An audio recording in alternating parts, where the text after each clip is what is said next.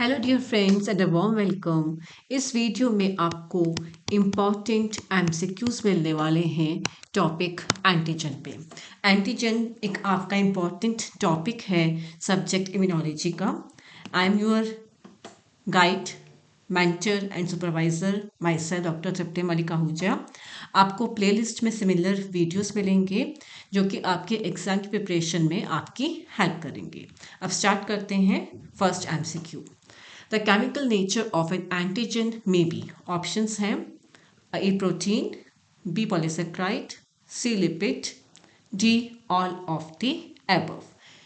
Antigen का chemical nature इनमें से क्या हो सकता है? यहाँ पर ऑप्शन डी करेक्ट है क्योंकि एंटीजन प्रोटीन भी हो सकता है, पॉलीसेक्राइड भी हो सकता है, लिपिड भी हो सकता है। इसके अलावा एंटीजन न्यूक्लिक एसिड भी हो सकता है। Question number 2, the antigenic determinants are also called. ये बहुत सिंपल क्वेश्चन है और ऑप्शंस हैं A isotope, B epitope, C agretope, D karyotope. इनमें से करेक्ट ऑप्शन है option B epitope. Epitope small regions होते हैं जो एंटीबॉडी या एंटीजन स्पेसिफिक रिसेप्टर जो कि लिम्फोसाइट में प्रेजेंट होता है उसको बाइंड कर सकते हैं। Question number 3, the antigen that interact with antigen presenting cells APC and T cells in non-specific manner. Option A isoantigen, B alloantigen, C superantigen and D histocompatibility antigens। इसका correct answer है सी super antigen. अब देखते हैं super antigen क्या होते हैं। Super antigens एक new discover type है एंटीजन्स के। ये antigen simultaneously T cell receptor और साथ में क्लास 2 एमएचसी को बाइंड करते हैं नॉन स्पेसिफिक मैनर में। एक कन्वेंशनल एंटीजन जो प्रॉपर एंटीजन होता है उसको एंटीजन प्रेजेंटिंग सेल प्रेजेंट करता है क्लास 2 एमएचसी के साथ में, फिर जाके ये जो है टी सेल पे टीसीआर रिसेप्टर को बाइंड करता है। पर जो सुपर एंटीजन होता है, सुपर एंटीजन को भी APC antigen presenting cell present करता है क्लास 2 एमएचसी के साथ में, पर ये टीसीआर के बजाय टीसीआर के बाहर बाइंड करता है, इसलिए ये नॉन स्पेसिफिकली बाइंड कर रहा है। और इसकी वजह से लिम्फोसाइट्स जो होते हैं एबनॉर्मली बहुत ज़्यादा प्रोलिफरेट करते हैं और कुछ पैथोलॉजिकल कॉन्सिक्वेंसेस होती हैं जिनमें fever, malaise and there can be the diarrhea also। Next question है determinants of antigenicity are A size of an antigen, B foreignness, C chemical nature, D all of the above. Here the correct option D all of the above. ये सारे ही options जो हैं correct हैं। ये सारे ही determinants हैं antigenicity के। एक साइज होना चाहिए पर्टिकुलर एंटीजन का, तभी वो एंटीजेनिक होगा। ये फॉरेन होना चाहिए। सेल्फ कंपोनेंट्स जो होते हैं वो एंटीजेनिक नहीं होते, नॉन सेल्फ कंपोनेंट्स एंटीजेनिक होते हैं। और केमिकल नेचर भी प्रॉपर होना चाहिए। मोस्टली जो एंटीजन्स होते हैं वो प्रोटीन्स होते हैं, कार्बोहाइड्रेट्स होते हैं। न्यूक्लिक एसिड और lipids they are poorly antigenic. Question number 5, adjuvants increase all of the following except adjuvants सब कुछ इंक्रीज करते हैं एक ऑप्शन को छोड़ के। Carefully note down accept.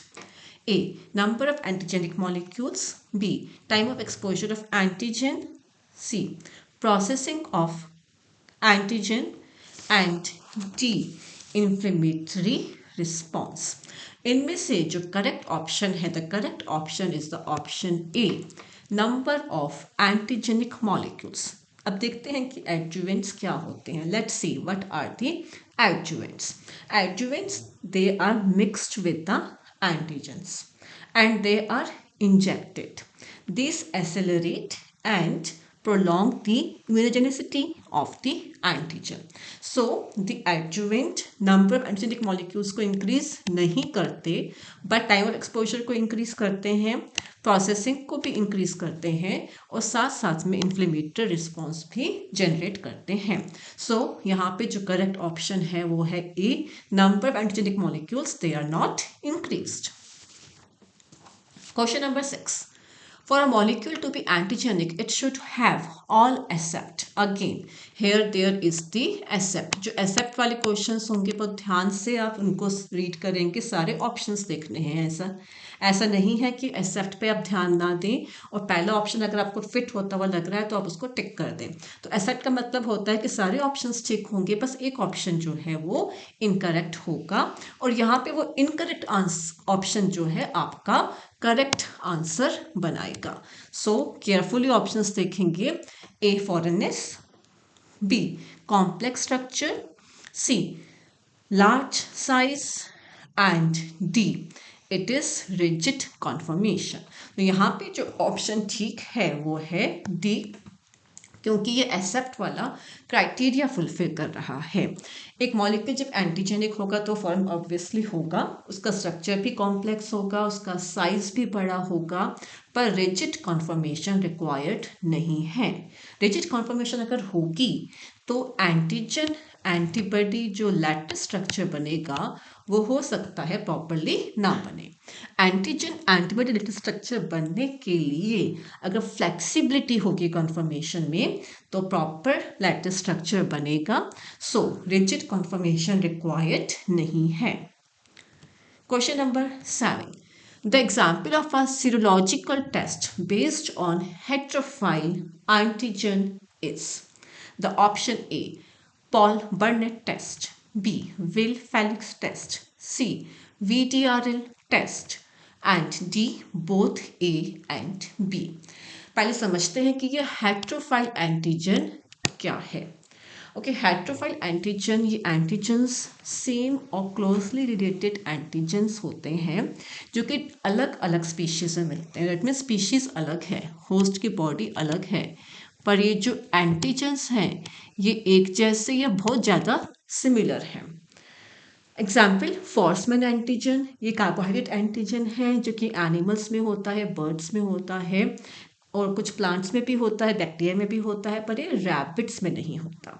अब यहाँ पे जो एग्जाम्पल है serological टेस्ट जो कि हेट्रोफाइल एंटीजन पे बेस्ड है वो पॉल बर्नेट टेस्ट भी है, साथ में वेल-फेलिक्स टेस्ट भी है. तो यहाँ पे ऑप्शन डी जो है both A and B they are correct. जो वेल-फेलिक्स टेस्ट है, वेल-फेलिक्स टेस्ट में प्रोटियस के एंटीजन्स यूज़ किए जाते हैं रिकेट्सियल डिजीज को डायग्नोज करने के लिए.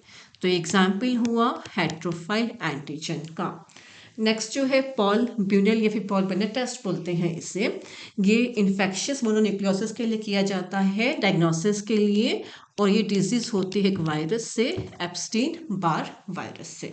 तो यहाँ पे ऑप्शन डी जिसमें कि ए एंड बी टेस्ट दोनों हैं वो करेक्ट है. Now question number 8. Isoantigens are A. Antigens found in all members of a species. B. Antigens found in some members of a species. Option C. Antigens found in all members of different species. D. Antigens found in some members of different species. So यहाँ पे जो option है वो है option B.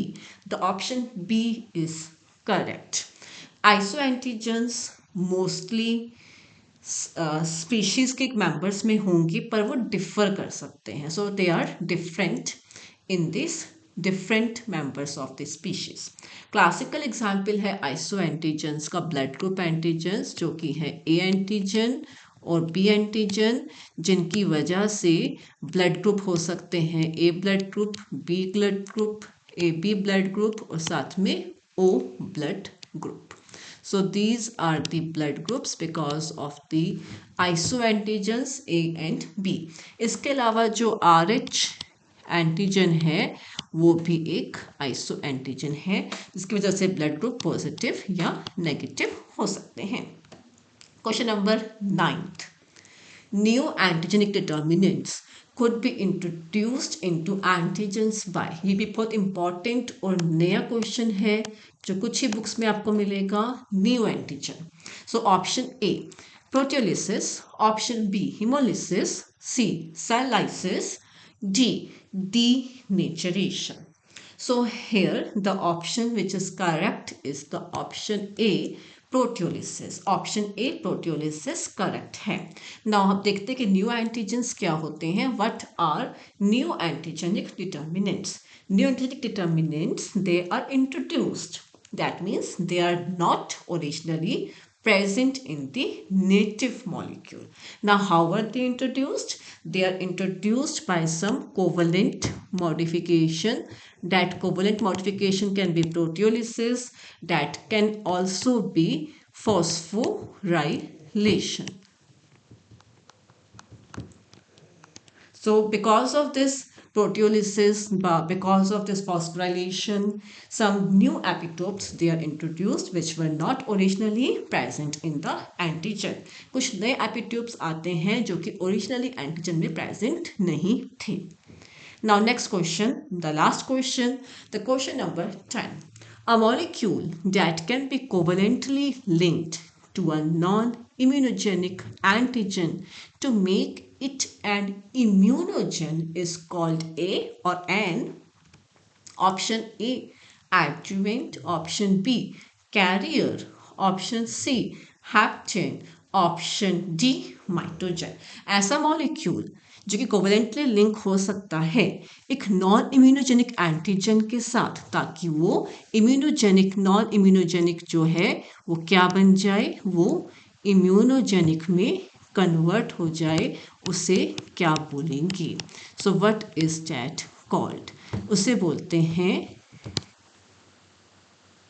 B carrier. So the option B carrier is correct. Now let's see what is an hapten. Adjuvant हम पहले discuss कर चुके हैं. हैप्टेन क्या होते हैं? हैप्टेन क्या है? Itself incapable of inducing antibody formation. It cannot stimulate antibody formation by itself. ये एंटीबॉडी अपने आप नहीं बना सकता. कौन नहीं बना सकता? हैप्टेन नहीं बना सकता.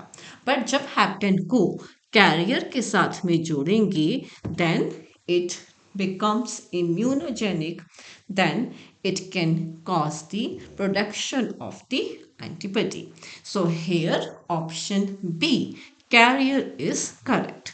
तो ये कुछ क्वेश्चंस थे, the questions which are important for your exam preparation. So I hope कि ये क्वेश्चंस आपको हेल्प करेंगे. Thanks for your patient hearing. आपको प्लेलिस्ट में और लेक्चर्स और वीडियोस मिलेंगे जिनमें कि एमसीक्यूज हैं. So do subscribe this channel and like the video and share with your friends. All the best. Bye and take care.